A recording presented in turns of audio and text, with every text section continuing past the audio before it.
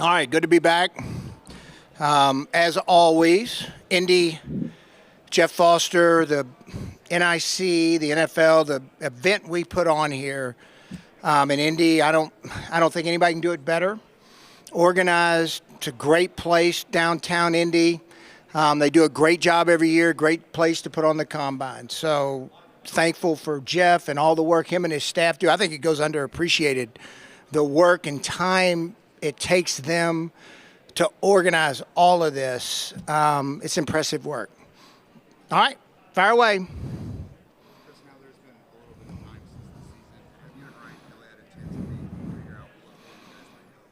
We're going to meet again next week. Ryan and I will talk. I'm visiting with his agent again this week, and then we'll make a decision right after the season. The day we visited for a little bit, we didn't visit about his future, and then I was sick as a dog, and I said, "Hey, let's visit here." And so we'll visit next week. Not really. I mean, personal issues dealing with. He's dealing with it. We're supporting Braden. Think the world has been a great player for us. We'll see going forward. What I will tell you is he's doing really well, and he wants to play football. Okay, we'll work through the rest of it. I won't get into. Here's what I will say about Bernie. The progress Bernie has made from year one to now has been, it's been pretty incredible. And who he is. I'm not going to get into contracts and talks. I think he's a really good player. He's a good Colt. But happy for him and the progress he's made, and glad he's on our team. Chris, how much thought have you given the quarterback landscape as we get a little closer to free agency? You said you want to add to that. Are you thinking involved in all this? No, it's the same. I mean, look, it's got to be the right guy to create real competition, but we want to create real competition. I think it's good for the team. I think it's good for Anthony. I mean, when we drafted Anthony high knowing it was going to take some time, all right? And we knew there's going to be some hiccups along the way. And it's I know we all want a finished product right now. I do. You do. Fans do. We all do. But I think as he continues to progress in his young career, us adding competition, I think will help up everybody's game. And then just to do that thought, in terms of acquiring that quarterback, is everything a potential avenue, whether it be draft ratings? It's all on, yes, everything's on the table. It'll be open. That's correct. And of course, it's got to be somebody that can really challenge from a production standpoint too.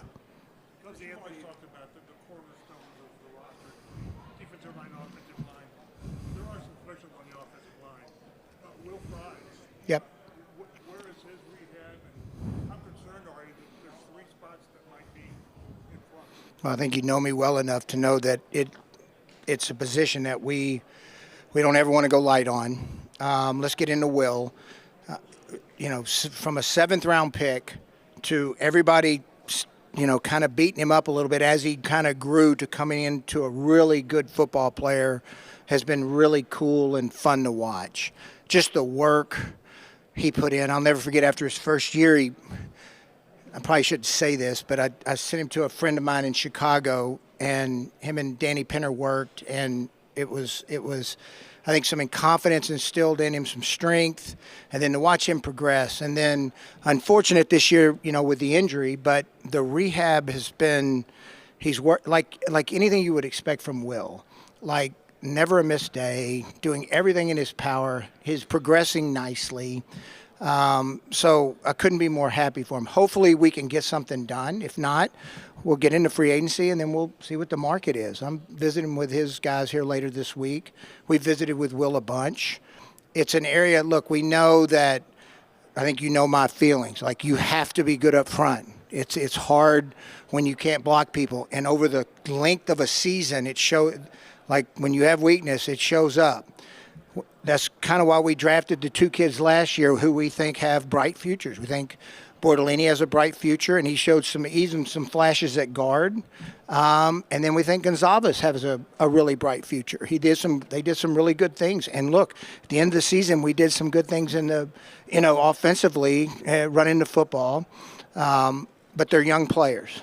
So it's a position that we have to make sure we've got 5, really 6, 7, and 8 guys that can play. It's obviously a really important offseason for Anthony, and I know you guys are looking for a lot of growth. Do you have a sense of kind of start he's off to so far, and how would you like the offseason to look? So he trains down in Florida. We know his trainer well. His trainer's excellent. He is. He's excellent. And he's got multiple guys. Last offseason, Anthony spent a lot of time rehabbing. All right, so now he can focus on just training and developing and getting better fundamentally, which will be fun to watch. I talk to Tom pretty regularly, who trains him, and so we get pretty good updates on him. And rules are what the rules are. They can't do as much in our building as they can outside of the building. So it'll be interesting to see, when he gets back in. But I think we're going to see a good version, things that he'll continue to need to work on when he's with us. But I have a lot of faith in the guys he's training with. Chris, the hires on the defensive staff have a pretty obvious focus towards the secondary. Was that a planned coincidence with those 3 hires, or did it just work out that way? It just worked out that way. I mean, Lou's a really good coach. I mean, it's amazing in this league how you can go from being one of the top head coaching candidates to not being. Lou's an outstanding coach, and then to be able to add the 2 other, with Chris Hewitt, like I felt we got a little lucky. Next thing I know, he's on the market, and we were able to get him to come in. So we feel fortunate about all the coaches that Lou was able to, we gave Lou the freedom. We said, hey, look, who do you want on staff? And he interviewed and kept some of our guys. And he said, here's some targets that I wanted to get. So we feel very fortunate to get the ones that we have. When you looked at Layatu's season last year, what sort of gives you some encouragement that he can kind of take that next step? He did a lot of good things. I think with any rookie, I mean, there's a learning curve. There is. Like, it doesn't matter. There's a learning curve. He did a lot of great things. I think the number one thing, for any O lineman or D lineman, the physicality down after down that they have to face, they have to get. It's an adjustment. It is, and in college football, much different because they're going so fast, and so it's just a different mentality when you get in our league and it's down after down, the physical, and then you're playing against tackles that are really good, who understand how you want to rush them, know where their weaknesses are, and so you've got to develop a plan. So I think I thought you could see it as the year went on. He kept were the sacks coming at the end? No, but the pressures were, and I think you'll see him finish more as we go forward here. Buckner DeForest I know Latu was getting a little frustrated. And I remember DeForest kind of telling him, say, look, man, it took me 2 years to really develop to where I really understood how to rush. I think it'll come on quicker than that, but everybody's developmental timetable is different. Chris, is there a rule of thumb as far as a timeline of developing a young quarterback? Is that strictly a case-by-case basis? You can't put a running clock on it? I think it's a case-by-case basis. I mean, if you look at the success of the kids last year that came in the league, they'd all played a lot of football. Both of them had played a lot of football. I mean, I do think it's a case-by-case. But, I mean, I think you're seeing young guys come in and have success, and I think a lot of it is because of what they're doing, the snaps they're getting in college, how many snaps they're getting.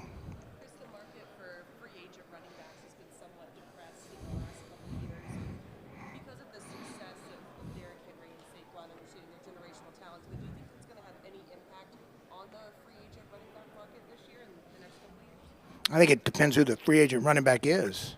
I mean, Jonathan Taylor had a pretty good season for us. I think it just depends on who that guy is. Are they a guy that can really change the landscape of your team? I mean, and the guys that hit the market last year were really good players, and I think the market paid them accordingly.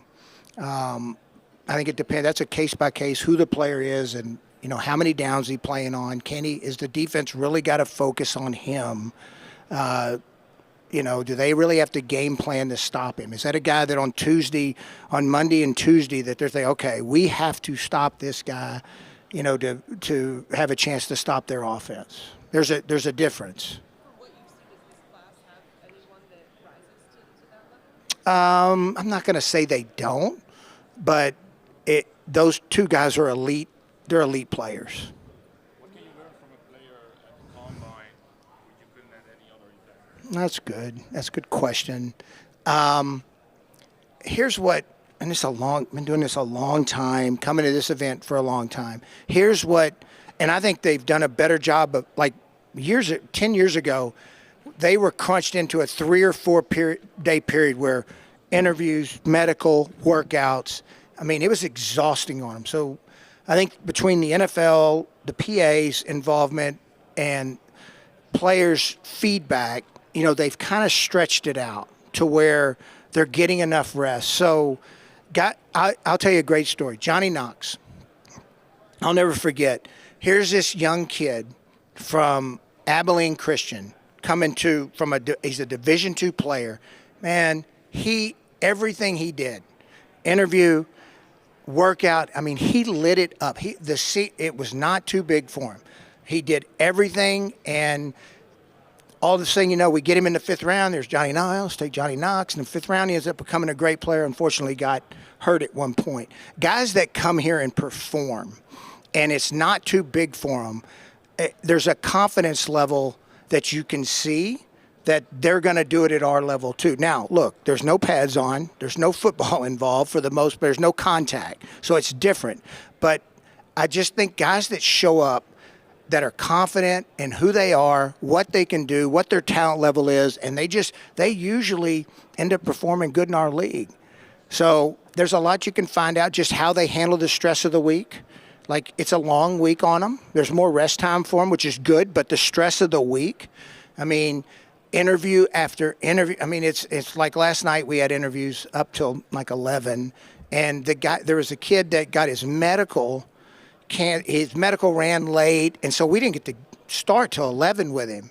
But him walking in, for good attitude, not griping about, man, they had me in medical, it's been a long day. No, he sat there for 20, 25 minutes with us and answered every question, was alert, attentive. That's not always the case. So you can find out a lot just by your interactions and watching them all week. A couple more. How do you feel about VR training quarterbacks? Is that something that Anthony looks forward to get more? No, that's interesting because we're very aware of the products out there, and I think every player's different. All right, let's take this. Andrew. When we had Andrew, I remember bringing up the Striver. They were the big group then, Striver, and it made Andrew dizzy. He didn't like it. All right, so I think every player's different.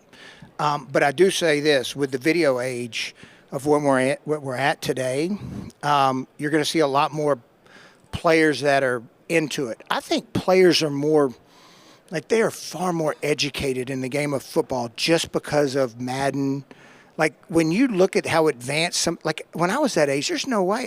All we did was, we didn't have that. We had Tecmo Bowl, which, you weren't learning defenses and offensive scheme. And, they're doing this from a young age. So you're getting some advanced guys at least knowing what to do.